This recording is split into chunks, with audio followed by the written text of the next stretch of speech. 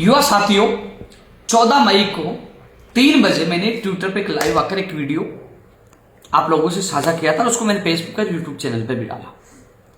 मैंने आप लोगों को बताया था कि जो आज शनिवार है, यानी कि ये वीक और आने वाला वीक युवा बेरोजगारों के लिए महत्वपूर्ण होगा। यानी कि दोनों वीक युवा बेरोजगारों को खुशियां देने वाला होगा। तो साथियों, इस वीक में भर्ती परीक्षाओं का कैलेंडर जारी हुआ, सीईटी सीनियर सेकेंडरी का परिणाम जारी हुआ, वीडियो का प्रोविजन परिणाम जारी हुआ, एक प्रयोगशाला सहायक भर्ती का प्रोविजन परिणाम जारी होना था, वो नहीं हो पाया। कल चेयरमैन साहब भी, कल कर्मचारी चयन बोर्ड नहीं पूछे थे, कल की संभावना थी तो नहीं हो पाया। लेकिन आने वाले वीक में सोमवार मंगलवार तक, यानी कि आने वाले वीक में वो भी जारी हो जाएगा। अब आने वाले वीक में क्या होगा, क्योंकि साथियों मैंने जो 14 मई को 3 बजे एक वीडियो डाला था, उसमें मैंने स्थिति स्पष्ट कर दी थी कि ये 2 वीक युवा बेरोजगारों को खुशियां देने वाले होंगे। आने वाले वीक में पीटीआई भर्ती परीक्षा का परिणाम जारी होगा। आने वाले वीक में अध्यापक भर्ती परीक्षा का परिणाम भी जारी होगा। लगातार लोग कह रहे हैं कि 29-30 को होगा, यानी कि उससे अगले वीक को, और हम दावा कर रहे हैं 22 तारीख से शुरू होने वाले वीक में ही परिणाम जारी होगा। जहां तक संभावना, पूरी संभावना है।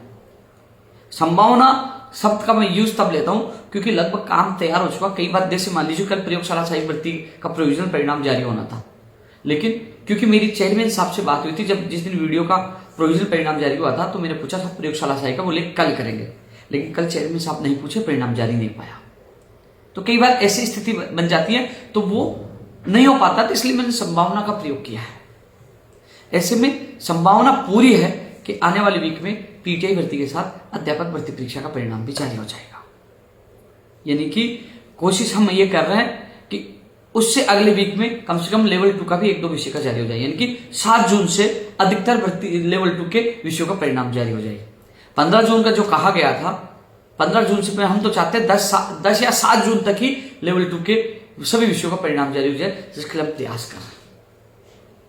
और फिर हमारा अगला लक्ष्य होगा जुलाई-अगस्त तक 48,000 लोगों को ज्वाइनिंग दिलाने का। वहीं पीटीआई भर्ती के चयनित अभ्यर्थियों को जून अंत में या जुलाई तक ज्वाइनिंग दिलाने का। कमेटी हालांकि पीटीआई भर्ती में बनाई गई थी। मैं तो आज भी कह रहा हूं, यदि किसी भी अन्य नए अभ्यर्थी को लिया जाता है, स्वागत है, लेना चाहिए। किसी और बेरोजगार को मौका मिलता है, लेना चाहिए।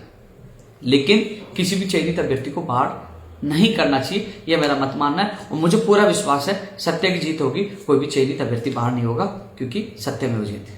लेकिन मैं उन अभ्यर्थियों के भी खिलाफ नहीं हूं। यदि नए अभ्यर्थियों को लिया जाता है तो लेना चाहिए, क्योंकि अन्य किसी बेरोजगार को मौका मिलता है तो वो अच्छा होगा। साथियों, ये पीटीआई भर्ती के लिए है और हमारा लक्ष्य है परिणाम जारी होने के बाद जून-जुलाई तक इन अभ्यर्थियों को ज्वाइनिंग दिलाने का। जैसे परिणाम जारी हो जाए पीटीआई के अभ्यर्थी, दूसरे लक्ष्य में, पहला हमारा लक्ष्य था परिणाम जारी करवाना, दूसरा लक्ष्य ज्वाइनिंग का। उसमें आपको जिस प्रकार आपने संघर्ष किया, साथ दिया, बड़ी संख्या पहुंचे, आप लोग मजबूत रहे, जिसका परिणाम आपके संघर्ष के बदौलत मिलने वाला है। किसी भी चयनित अभ्यर्थी को घबराने की आवश्यकता नहीं है। वहीं अध्यापक भर्ती का भी परिणाम जारी होगा। दूसरा लक्ष्य हमारा होगा जल्द से जल्द दस्तावेज सत्यापन कराकर और जुलाई-अगस्त तक ज्वाइनिंग कराने का, वो भी हम प्रयास करेंगे। साथियों, इसके अलावा मैं और बता दूं, कंप्यूटर अनुदेशक भर्ती में जो कमेटी बनी है, एक तो कंप्यूटर अनुदेशक भर्ती में जो काउंसलिंग वाले हैं, 396 के, 283 के धीरे धीरे जो आदेश हुए हैं, और मेरी बात लगातार चल रही है। आपके अभ्यर्थी जब कार्यालय में आए थे तब भी मैंने डिप्टी डायरेक्टर से सीधी बात की थी। माननीय मंत्री, शिक्षा मंत्री जी से भी मैंने सीधी बात की थी। उन्होंने कहा कि मैं बीकानेर आया हूं और मैं 19 तारीख तक, यानी कि 18-19 तारीख को मैं जयपुर पहुंचूंगा, क्योंकि मैं इसी वीक की बात कर रहा हूं। जब मैं कार्यालय बैठा तब मैंने बात की थी। तब उन्होंने कहा कि आप मुझे जो भी मुद्दे भेज दीजिए, मैं निदेशक जी को बुलाकर मैं बात कर लूंगा, मैं बीकानेर हूं। तो मैंने सारे जो बेसिक कंप्यूटर अनुदेशक का था, जो लाइब्रेरियन का था, प्रयोगशाला सहायक के सारे मुद्दे मैंने उनको बनाकर भेज दिए थे। और प्रयोगशाला सहायक भर्ती के जो चयनित अभ्यर्थियों के जिला आवंटन के साथ नियुक्ति आदेश भी हो गए। अब बेसिक कंप्यूटर के जो बाहरी जिले से लगभग अधिकतर आ चुके, कुछ आने वाले हैं, उनके भी मैं आने वाली वीक में जल्द से जल्द जारी करवाने की मैं पूरा प्रयास करूंगा। बेसिक कंप्यूटर अनुदेशक में ओनली काउंसिलिंग वाले चयनित अभ्यर्थियों की नियुक्ति आदेश। इसके अलावा जो कमेटी बनी है, देखो साथियों, कमेटी जो 2 तरह की कमेटी, एक कमेटी तो इनकी बोर्ड लेवल की होती है जो एक्सरसाइज करती है, एक एक्सपर्ट कमेटी जो बाहर से बुलाए जाते हैं। बोर्ड लेवल की उन्होंने एक्सरसाइज कर ली, अब एक्सपर्ट कमेटी को बुलाया जाएगा। लेकिन अभी ये फिलहाल अध्यापक भर्ती परीक्षा के परिणाम में, पीटीआई भर्ती परीक्षा के परिणाम और सीईटी के बाद आने वाली विज्ञप्तियों में बोर्ड बिजी है।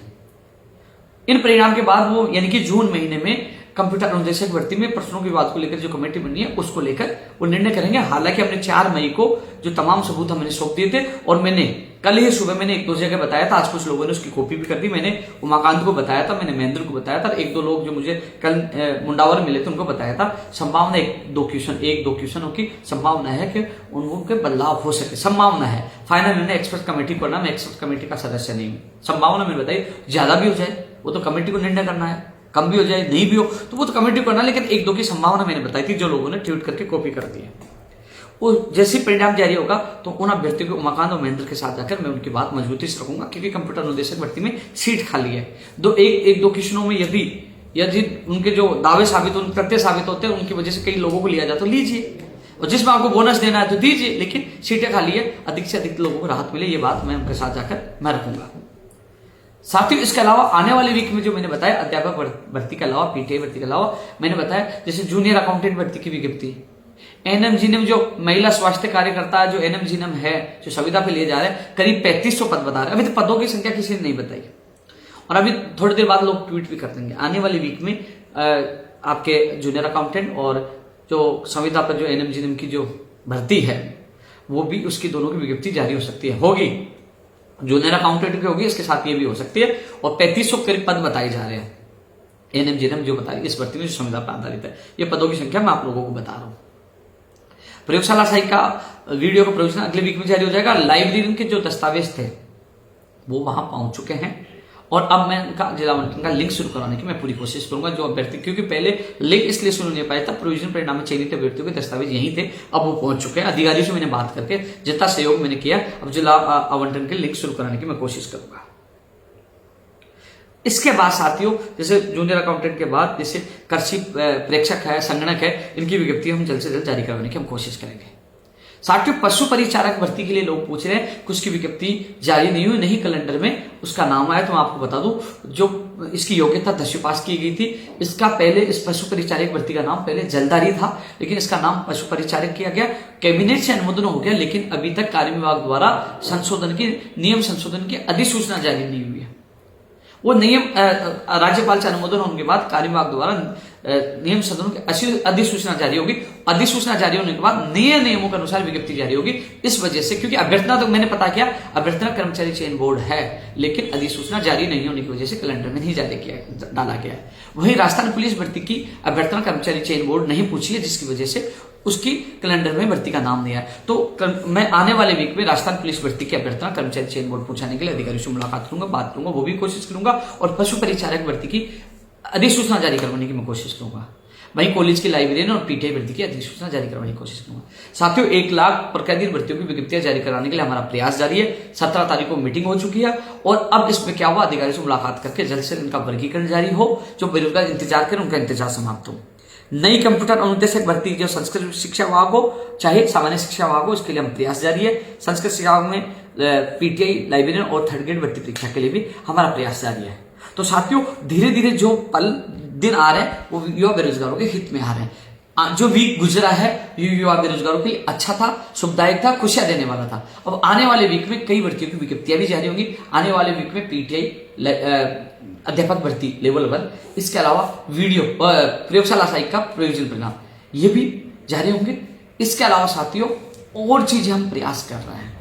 तो साथियों, ये वीडियो आप सबके लिए इसलिए था कि लगातार हम प्रयास कर रहे हैं, क्योंकि साथियों धरातल पर उतरकर संघर्ष भी हम करते हैं।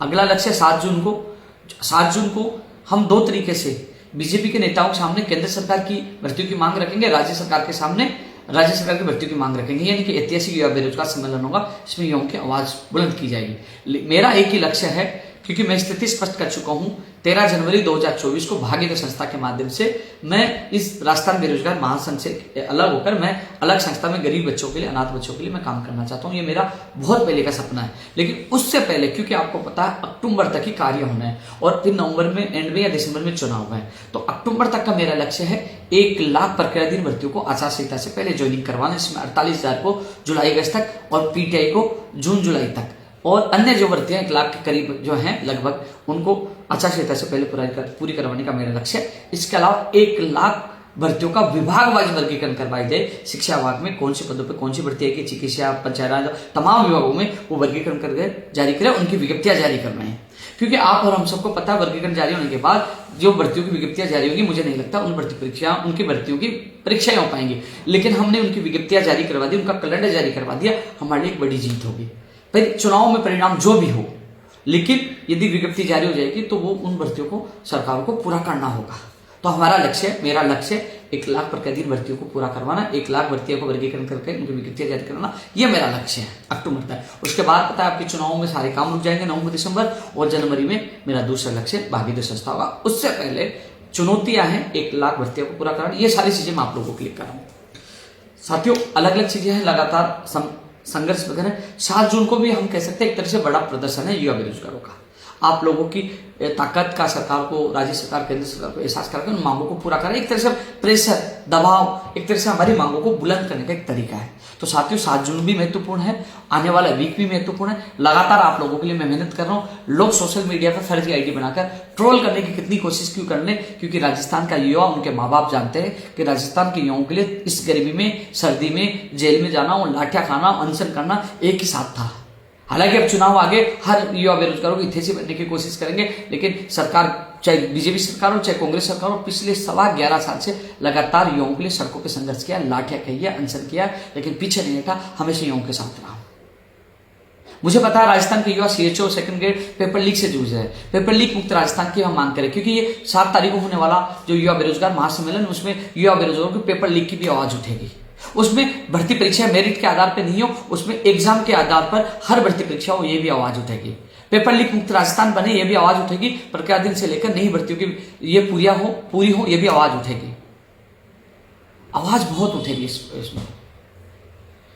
राजस्थान के युवाओं को न्याय मिले, ये आवाज उठेगी। हर युवा की आवाज उठाने का काम 7 जून को होगा युवा बेरोजगार महासम्मेलन के माध्यम से। तब तक के लिए साथियों लगातार आपके बीच में मैं आता रहूंगा, लेकिन जो मैंने ये जो चीजें बताई है, ये धरातल पे संघर्ष का परिणाम है। मैंने पहले भी कहा था कि 10 मई का आंदोलन का परिणाम आपको धीरे धीरे वो रंग लाएगा, उसका परिणाम आपको देखने को मिलेगा।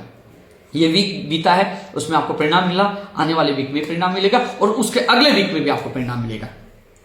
पिछले वीक की मैंने बताया क्या होने वाला था, इस वीक के मैंने बताया, और उसके आने वाले वीक में लेवल 2 का परिणाम भी जारी होंगे विषय के, और कुछ भर्तियों की विज्ञप्तियां भी जारी होंगी। यानी कि अब धीरे धीरे हमारा संघर्ष रंग ला रहा है, युवाओं को खुशियां मिल रही है।